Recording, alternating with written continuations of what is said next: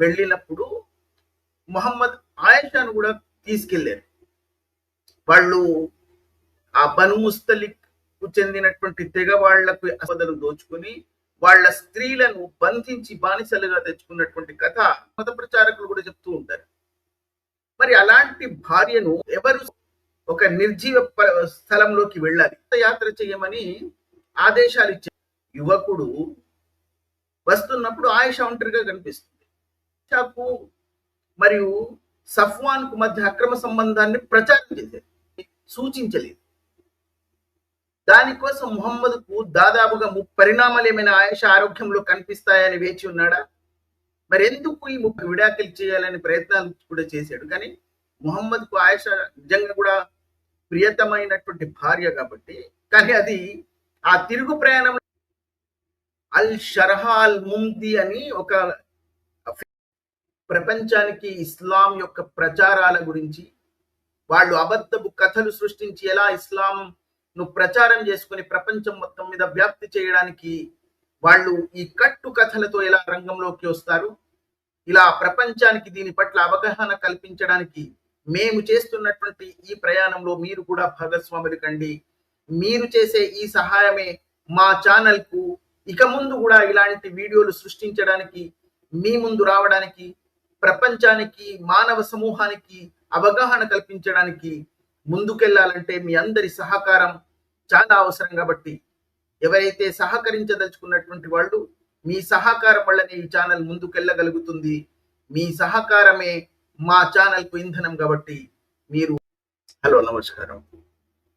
నేను ఇంతకుముందు కొన్ని వీడియోల్లో ఈ ఖురాన్ అన్న గ్రంథం కేవలం మొహమ్మద్ యొక్క స్వప్రయోజనాల కోసం వచ్చినవే అని కొన్ని ఉదాహరణలతో కూడా నేను దాన్ని స్పష్టం చేశాను. చాలా వచనాలు అది మొహమ్మద్ యొక్క అవసరాన్ని బట్టి అవసరమైనటువంటి సమయంలో వచ్చాయన్నది ఖురాన్ని బాగా అధ్యయనం చేసినటువంటి వాళ్ళకు అర్థమవుతుంది. ఇది నేను చాలా సార్లు చెప్పాను కూడా. అయితే ఇలాంటిదే ఒక సందర్భం, ఇలాంటిదే ఒక సందర్భానికి సంబంధించి ఒక ఉదాహరణ నేను మీకు ఇందులో చెప్పబోతున్నాను, చూపించబోతున్నాను. అది ఆయిషా, ఎవరైతే ఈ స్వయం ప్రఖ్యాపిత ప్రవక్త మొహమ్మద్ యొక్క ప్రియతమ చిన్న భార్య. చిన్న భార్య అంటే వయసులో చిన్న భార్య. మొహమ్మద్ కు 53 సంవత్సరాల వయసు ఉన్నప్పుడు 9 సంవత్సరాల ఆయిషాను వివాహం చేసుకున్నటువంటి ఆయిషా మీద అక్రమ సంబంధం యొక్క ఆరోపణలు వచ్చాయి. ఆ ఆరోపణలు ఏమిటి, ఎప్పుడు వచ్చాయి, మరి ఆ ఆరోపణల నుంచి ఆయిషాను మొహమ్మద్ ఎలా రక్షించాడు, ఎలా తప్పించాడు అన్నదే ఈ వీడియో యొక్క ప్రధానమైనటువంటి అంశం. ఈ బను ముస్తలిక్ అనే ఒక అరబ్బు తెగపైకి దాడి చేయడానికి వెళ్ళినప్పుడు మొహమ్మద్ ఆయిషాను కూడా తీసుకెళ్లారు. వాళ్ళు ఆ బను ముస్తలిక్ కు చెందినటువంటి తెగ వాళ్లకు అసలు ఏమీ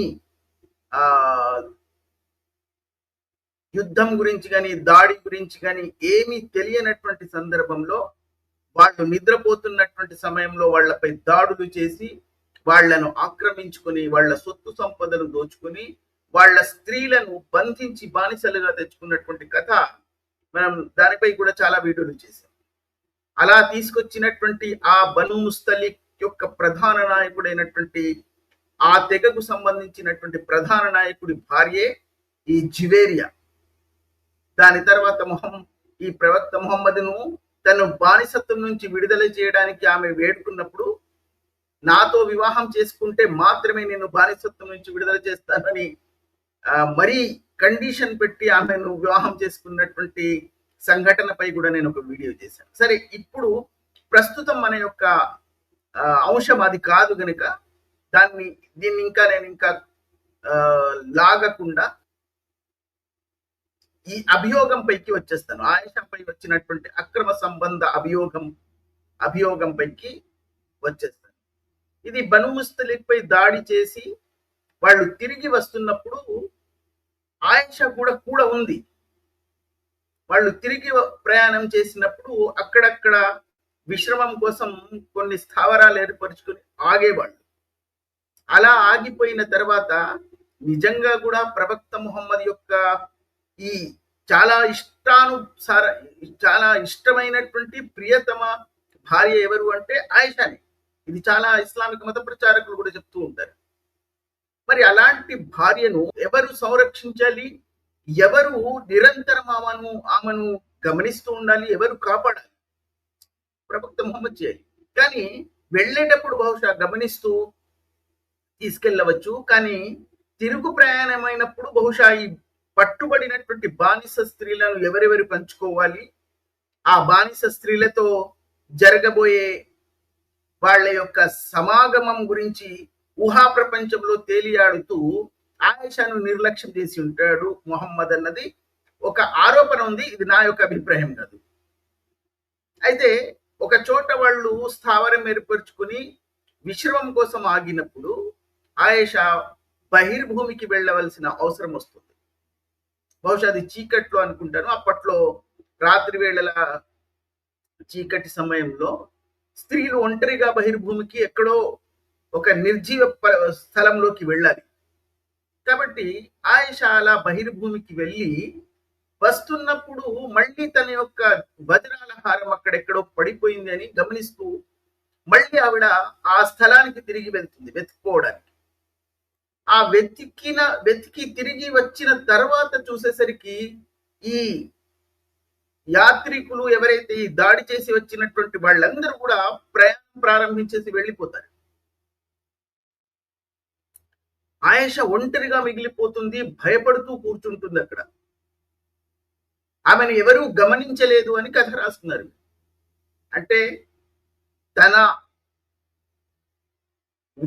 ఉత్తమురాలైనటువంటి భార్య, అందరు భార్యల్లో ప్రియాతి ప్రియమైనటువంటి భార్య, ఆమె ఏ నిర్జీవ స్థలంలోనో నిర్జన స్థలంలో తప్పిపోయినా కూడా ప్రవక్త ముహమ్మద్కు తెలియలేదు ఆయేషా ఉందా లేదా అన్నది. సరే, ఇది వేరే విషయం. ఆమె తప్పిపోయి అక్కడ ఒంటరిగా ఏ చీకట్లోనో ఏ నిర్జన్య ప్రదేశంలోనూ ఆమె భయపడుతూ కూర్చున్నప్పుడు వీళ్ళ యాత్రలు ఇలా వెళ్తున్నప్పుడు బహుశా వాళ్ళు జాగ్రత్త కోసం ఎవరైనా తప్పిపోతారో ఎవరైనా మిగిలిపోతారో అని ఈ యాత్ర ప్రారంభించిన తర్వాత ఒక ఇద్దరు ముగ్గురిని తర్వాత యాత్ర చేయమని ఆదేశాలు ఇచ్చేవారు. ఒకవేళ వాళ్ళు ఒకళ్ళ దారిలో ఎవరైనా తప్పిపోయినట్లయితే వాళ్లను తీసుకురావడానికి. అలా వస్తున్నటువంటి సఫ్వాన్ బిన్ ముఅత్తల్ అనే యువకుడు వస్తున్నప్పుడు ఆయేషా ఒంటరిగా కనిపిస్తుంది. వెంటనే ఆయేషాను గుర్తుపట్టి ఈ సఫ్వాన్ బిన్ ముఅత్తల్ అనే యువకుడు తన యొక్క ఒంటెపై ఆయేషాను మదీనాకు తీసుకొస్తాడు. అయితే ఎప్పుడైతే వీళ్ళిద్దరూ కలిసి మదీనాకు చేరుకుంటారో అప్పుడు మదీనా వాసులందరూ చూసిన తర్వాత, అందులో ఇప్పుడు ఈ అభియోగం సరి అయినది అని నేను వాదించడానికి రాలేదు. ఇక్కడ చాలా మంది స్త్రీలపై ఇలాంటి అభియోగాలు వస్తూ ఉంటాయి. చాలా మందిపై అక్రమ సంబంధాలు లేనటువంటి కూడా సృష్టించి కథలుగా ప్రచారం చేసే వాళ్ళు ఉంటారు. అందులో ఏ సందేహం లేదు. అది ఇప్పుడు ఉంటారు, అప్పుడు ఉన్నారు. ఇక్కడ ప్రస్తావన అక్రమ సంబంధం ఉందా లేదా అన్నది కాదు. మొహమ్మద్కు అవసరమైనప్పుడు అవసరమైన సందర్భంలో మాత్రమే వచనాలు ఎలా వచ్చాయి, తనను కాపాడుకోవడానికి, తన సహచరులను, తనకు కావలసినటువంటి వాళ్లను రక్షించుకోవడానికి మొహమ్మద్ సృష్టించిన వచనాలు అని దీంతోనే స్పష్టమవుతుంది. ఆమె తిరిగి వచ్చిన తర్వాత అందులో ప్రధానంగా ఎవరైతే ముహమ్మదును ప్రవక్తగా అంగీకరించడానికి సిద్ధంగా లేనటువంటి వాళ్ళు ఈ ఆయేషాకు మరియు సఫ్వాన్ కు మధ్య అక్రమ సంబంధాన్ని ప్రచారం చేశారు మదీనా మొత్తం. ఈ ప్రచారం విన్నటువంటి ముహమ్మద్ ఆయేషా కూడా బహుశా మానసికంగా విరిగిపోయి ఉంది. ఆమెను ఇంటిలోకి వదిలేసాడు, అబూబకర్ ఇంటిలో వదిలేస్తే ఆమె ఆరోగ్యం కూడా చెడిపోయి మధ్యలో చాలాసార్లు ముహమ్మద్ అబూబకర్ యొక్క ఇంటికి దర్శనానికి వెళ్ళినప్పటికీ ఆయేషాతో సంభాషించడం గాని, ఆయేషాను ఆరోగ్య పరిస్థితులు కనుక్కోవడం గాని ఏమీ చేయలేదని ఆయేషా యొక్క హదీస్‌లో వ్యక్తపరిచింది. ఇంకొకటి దీనికి ఒకవేళ సృష్టికర్తతో ప్రవక్త ముహమ్మద్‌కు నిరంతరమైనటువంటి ఒక సంభాషణ పరంపర జరుగుతూ ఉంటే దీనికి ఈ సృష్టికర్త వెంటనే ఎందుకు పరిష్కారం చూపించలేదు? లేదా ఎందుకు ఏది నిజమో ఏది అబద్ధమో ఎందుకు దాన్ని సూచించలేదు? దానికోసం ముహమ్మద్‌కు దాదాపుగా 30 రోజులు పట్టాయి. 30 రోజులు ప్రవక్త ముహమ్మద్ నిజంగానే ఆయేషాకు ఏదైనా అక్రమ సంబంధం ఉందా అని అనుమానపడి ఈ 30 రోజులు వేచి ఉన్నాడా? ఒకవేళ అక్రమ సంబంధం ఏదైనా ఉండి ఉంటే ఏమవుతుంది?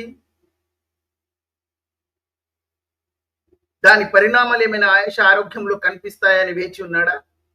మరి ఎందుకు ఈ 30 రోజులు తన యొక్క నిర్ణయం తీసుకోవడానికి, దానికి పరిష్కారము, దానికి మార్గము కనిపెట్టడానికి ఎందుకు 30 రోజులు పట్టింది? 30 రోజుల తర్వాత ఎందుకు వచనం వచ్చింది? ఆ వచనం ఏం చెప్తుంది అంటే, ఎవరైనా ఒక స్త్రీలపై అభియోగం మోపినట్లయితే, అక్రమ సంబంధం గురించి అభియోగం మోపినట్లయితే వాళ్ళు 4 సాక్షులను తీసుకురావాలి. ఒకవేళ వాళ్ళ సాక్ష్యం నిరూపించబడలేకపోతే వాళ్లకు 80 కొరడా దెబ్బలు కొట్టాలి. ఎవరైతే సాక్షులుగా వస్తారో. ఎందుకు ఈ నియమం పెట్టి ఉంటారు? సాధారణంగా అందరికీ అర్థమవుతుంది. అంటే ఎవరు భయపడి సాక్ష్యంగా రాకూడదు. అది కూడా ఒక్కరు కాదు, ఇద్దరు కాదు, ముగ్గురు కాదు, 4 సాక్షులు కావాలి. ఏమని చెప్పగలగాలి? వీళ్ళిద్దరి మధ్య అక్రమ సంబంధం ఉందని ఎలా చెప్పగలుగుతారు? ఆయేషా మరియు సఫ్వాన్ ఇద్దరు ఒంటరిగా వచ్చారు. ఆ 4 సాక్షులు ఎక్కడి నుంచి? ఆకాశం నుంచి వస్తారా ఎవరైనా? ఆకాశంలో ఈ అల్లాహు యొక్క దూతలు చూసి వచ్చి సాక్ష్యం చెప్పాలా? ఏమాత్రం తర్కానికి నిలబడినటువంటి అంశం ఇది. ఎందుకంటే వాళ్ళు ఇద్దరు కూడా ఒంటరిగా అక్కడి నుంచి ఆయేషా తప్పిపోయినటువంటి స్థలం నుంచి మదీనాకు ఒంటరిగా ఇద్దరు ప్రయాణం చేసి వచ్చారు. వాళ్ళ ఇద్దరి మధ్య ఏం జరిగింది అన్నది 4 సాక్ష్యాలు ఎక్కడి నుంచి తీసుకొస్తారు? ఎవరు తీసుకొస్తారు? ఒకవేళ నిజంగా కూడా ఎవరికైనా ఒక స్త్రీకి ఒక పురుషుడికి వాళ్ళ ఇష్టానుసారంగా లైంగిక బంధంలో ఏర్పడినా కూడా ఈ 4 సాక్షులను వాళ్ళు ఎలా తీసుకురాగలుగుతారు? వాళ్ళు 4 చూస్తూ ఉండగా తమ అక్రమ సంబంధాన్ని కొనసాగిస్తారా? ఎవరైనా జ్ఞానం ఉన్నవాడు ఎవడైనా చెప్పగలిగేనా? పైగా ఖురాన్లో ఈ వచనం వచ్చింది ఎప్పుడు? 30 రోజుల తర్వాత ఆయేషాను అందులో నుంచి రక్షించడానికి. ఎప్పుడైతే ముహమ్మద్కు నిర్ధారణ అయిపోయిందో ఆ రోజు ఆయేషా యొక్క ఆరోగ్యంలో ఎలాంటి పరిణామాలు రాలేదు కాబట్టి తను తృప్తిపడి ఆయేషాను సంరక్షించుకోవాలని ఈ మధ్య అలీ చాలా తొందర పెట్టాడు కూడా ఆమెకు విడాకులు చేయాలని. ఎందుకంటే అలీకి శత్రువు ఆయేషా కాబట్టి. ఆమెని మొహమ్మద్ పక్క నుంచి తప్పించాలని అలీ చాలా ప్రయత్నాలు చేశాడు చాలా సందర్భాల్లో. ఈ అవకాశం దొరికింది కాబట్టి మొహమ్మద్ను చాలా సార్లు ఆమెకు విడాకులు చేయాలని ప్రయత్నాలు కూడా చేశాడు. కానీ మొహమ్మద్కు ఆయేషా నిజంగా కూడా ప్రియతమైనటువంటి భార్య కాబట్టి, కానీ అది ఆ తిరుగు ప్రయాణంలో ఆ ప్రేమ చూపించలేకపోయాడు మొహమ్మద్. సరే, అది మనం వదిలేద్దాం. ఈ 4 వచనాలు 4 సాక్షులు కావాలన్నది కేవలం ఇది రక్షించడానికి వచ్చినటువంటిదని అందరికీ అర్థమవుతుంది. పైగా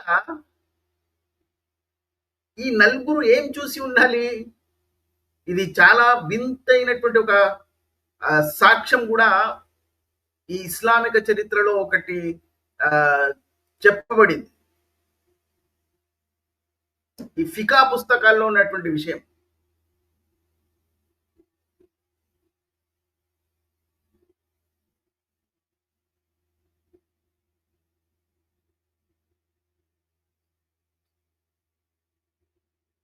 అల్ షర్హా అల్ ముంది అని ఒక ఫికా పుస్తకం ఉంది.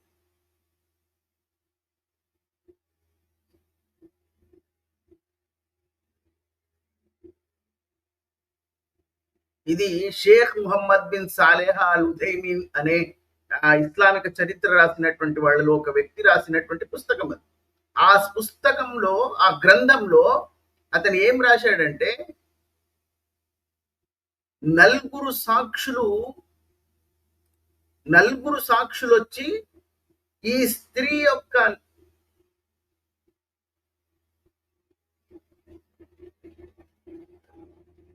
యొక్క రహస్యాంగంలో పురుషుడి యొక్క అవయవం దూరినట్టు తను చూశానని చెప్పాలి. నలుగురు. ఇంత అశ్లీలమైనటువంటి చరిత్రలు చాలా ఉన్నాయి వాళ్ళ దగ్గర. ఇది నాకు చెప్పడానికే ఇది చాలా ఇబ్బందికరంగా ఉంది. కానీ ఇక్కడ వాస్తవం మీకు అర్థం కావాలని ఇది చెప్పవలసి వస్తుంది. స్త్రీ యొక్క అంగంలో పురుషుడి యొక్క అంగం ప్రవేశించినట్లు ఈ నలుగురు చూసి ఉండాలి. అది వాళ్ళు వచ్చి చెప్పాలి. ఇది సాధ్యపడుతుందా ప్రపంచంలో ఎవరికైనా? ఎవరైనా ఒక స్త్రీ పురుషుడు వాళ్ళ ఇష్టానుసారం వాళ్ళు లైంగిక సంబంధంలో ఏర్పడితే నలుగురిని పిలుచుకొచ్చి అక్కడ నిలబెట్టి వాళ్ళు సంపర్కం చేస్తారా? అంటే పూర్తిగా ఇందులో నుంచి తప్పించడానికి ఇలాంటి ఒక్క సాక్ష్యం కూడా ఎక్కడ దొరకకుండా ఉండడానికి, ఏ సాక్షులు ముందుకు రాకుండా చేయడానికి ఈ సాక్ష్యం ఒకవేళ వాళ్ళు నిరూపించలేకపోతే వాళ్ళకు 80 కొరడా దెబ్బలు. ఒకవేళ ఇది నిరూపించబడితే వాళ్ళను రాళ్లతో కొట్టాలని షరియా చెప్తుంది. ఖురాన్ ఏమో వాళ్లకు 100 కొరడా దెబ్బలు కొట్టాలని. కానీ ఇది నిరూపించడం అన్నదే అసాధ్యం. ప్రపంచంలో ఎవరికీ సాధ్యం కాదు. ఇలాంటి కథలతో నిండినటువంటి చరిత్ర కలిగినటువంటిది ఈ ఇస్లాం.